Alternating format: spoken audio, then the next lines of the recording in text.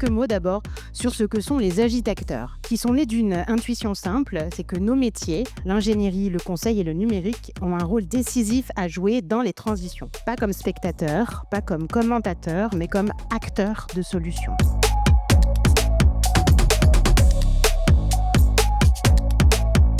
Les secteurs du sport et du tourisme ont un rôle important à jouer dans les transitions et particulièrement la transition environnementale. Ils ont aussi un rôle à jouer dans l'appréhension vis-à-vis du public de ces transformations et de leur impact. Les montagnards sont mobilisés. Il y a globalement 2 grands axes aujourd'hui qui sont développés. On a lutté contre le changement climatique, depuis le transport, les activités, les hébergements, la lutte contre les passoires thermiques et puis chercher des solutions pour l'après-demain. Le JO sont l'occasion de poser ces 2 questions. La première, c'est le transport. C'est l'impact majeur du tourisme aujourd'hui, notamment au regard de la production de gaz à effet de serre. Ça, c'est le premier enjeu. Le deuxième, c'est l'immobilier pour nos habitants. Tous ces métiers de l'ingénierie, du digital sont majeurs aujourd'hui parce que ce sont eux qui vont nous faire trouver les solutions de demain. Les Jeux Olympiques de 2030 sont une aubaine déjà pour les domesticables de France, pour toutes les entreprises qui innovent en permanence pour être à la fois économique et vertueux, et ça contribuera certainement à la continuité de nos stations de ski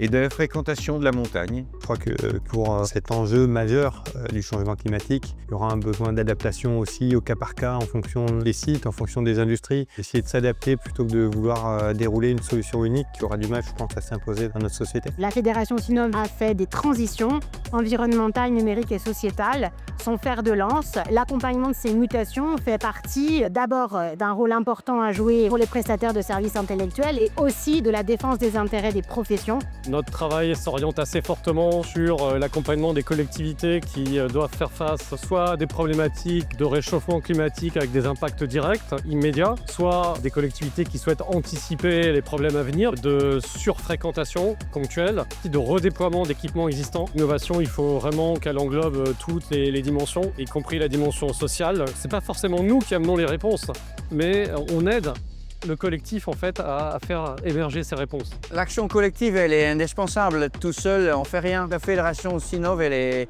à l'écoute. Les territoires, ils sont les donneurs d'ordre. Aujourd'hui, ce sujet-là nécessite de l'attention et Sinov est là pour les servir. Dans la lutte contre le changement climatique, il y a un besoin de faire ensemble. Et je pense qu'il y a une réalité et un véritable besoin au niveau de la jeunesse. Il y a une forme d'intelligence collective à mettre en place pour trouver des réponses qui sont des systèmes d'adaptation systémique aux problématiques de transition environnementale. Le débat de ce soir a mis en lumière le fait que c'est l'action collective qui prévaut aux grandes transitions et aux grandes adaptations.